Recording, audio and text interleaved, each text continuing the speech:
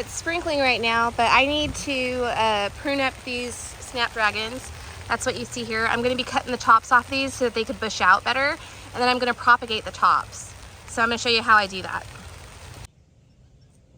All right, so when we're propagating these Snapdragons, we wanna make sure we're going down low enough to where we want the Snapdragon to branch out. I'm just gonna pick these weeds here. Sorry, I can't help myself. I hate weeds. Constantly out here weeding. So, yeah, this one's already starting to branch out. You can see a branch there, here, they're just everywhere. So you can really cut anywhere along this stem and it's gonna branch out. I'm going to go fairly low. I'm gonna take it down to right about here, and that's probably going to give me 2 cuttings to propagate from, because I'll cut that stem in half. Another thing about Snapdragons is if you see red in the leaves, it's just like zinnias. If you see some coloring in the leaves, it's usually going to be in the red family, pink or red. When you see that they're bright green like this, a lot of the times they're going to be white or yellow. But even the yellow ones will have some red in them too. So I'm going to go ahead and cut these Snapdragons back, and then we're going to propagate those cuttings.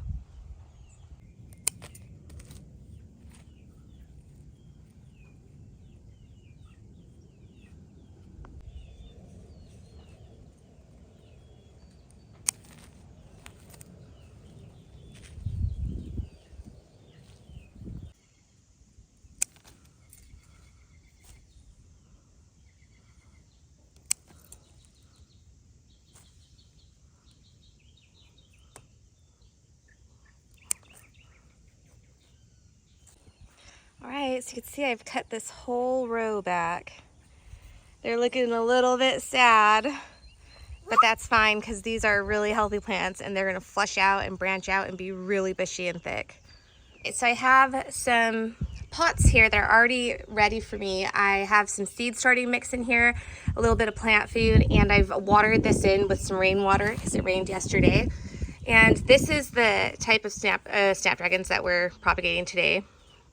They're the rocket mix, and they come in a bunch of different colors, and these are a tall variety, which is what I like. I don't like the short variety Snapdragons, and you're going to want to do this right away. Snapdragons wilt very quickly, so you're going to want to start stripping leaves and putting them in your pots right away. So I'm going to strip these leaves down to about right here. I'm going to take all those leaves off.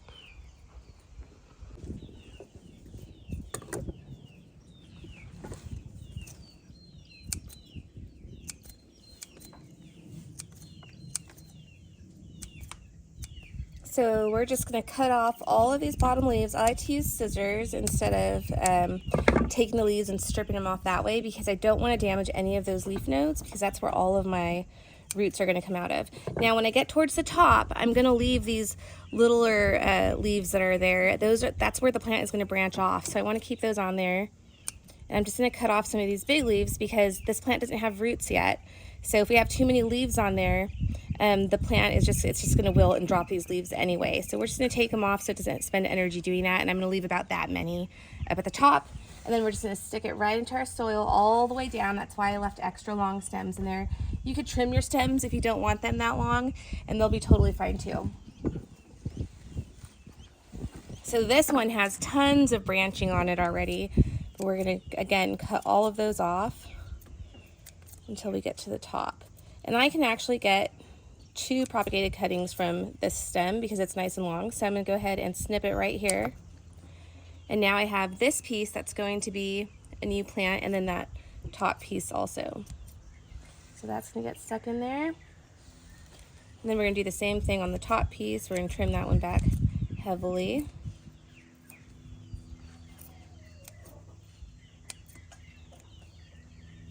And then now I'm just going to trim off some of these bigger leaves.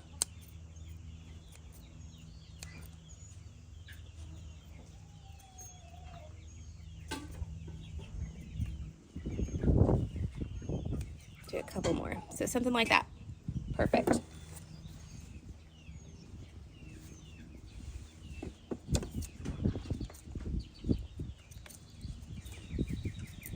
Now, after we've got these in the pots, again, I already used some moistened soil.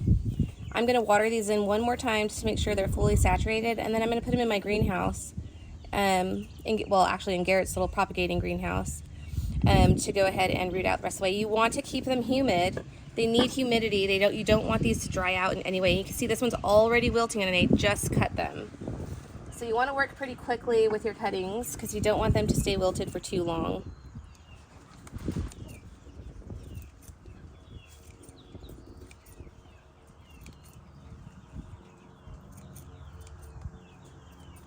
You also don't want to bury any leaves underneath the soil to root out. A little bit of these like little stems is fine, but you don't want leaves in there because that can cause some rot in your pot, and you don't want that to happen because that can ruin your propagated piece.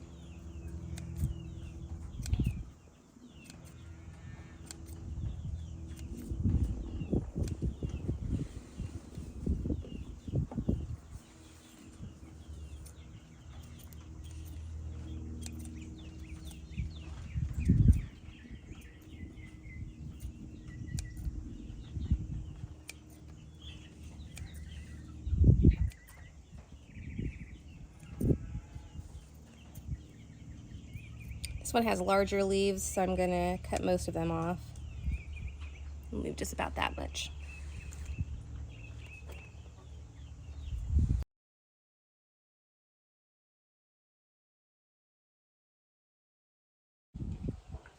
Okay, I've got them all in and watered. You want to make sure that you keep these watered. If you don't have a greenhouse to trap humidity, you can use like a clear Rubbermaid container and just flip it upside down and make a dome out of it and put it over the top of your seedlings. I did that all last year with some bushes that I was propagating, so it works really well, especially for zinnias and flowers too. I've done it before. But I'm just going to stick these into Garrett's little greenhouse, and then we'll check back in about a week. Now, I use these little clear pots. I'll make sure to link them down below. These are awesome for propagating because you can see how well the roots are doing. And and I like to make sure that there's a lot of roots visible before I transplant these out. And when these are finally rooted, you want to make sure you harden them off just like you would seedlings. You're going to treat them exactly like seedlings. And you can see these are already starting to wilt. So that's why I mentioned earlier that you want to work really quickly in getting them in the soil and getting them watered. Also, they will, if you're taking too long and they get too wilted, the stem becomes very soft, like a spaghetti noodle, and you won't be able to poke them into the soil as well. So you may have to poke your finger in and then put them around. But you want to make sure that you're potting those up before they get to that point, and it happens really fast. I'm talking like within 10 minutes. So you want to work really fast when you take your cuttings and you put them in. And you'll notice that compared to other people that propagate Snapdragons, I leave a lot of leaves on. These have nice thick stems. They're very healthy plants, so I know that they'll be able to suck up enough water with their ends cut without a root system. So once these get a root system, they'll do really well, and all these leaves should survive. And if it's not strong enough to keep these leaves alive, they'll just drop some leaves on their own. It does take a little bit of energy, but it's not a big deal.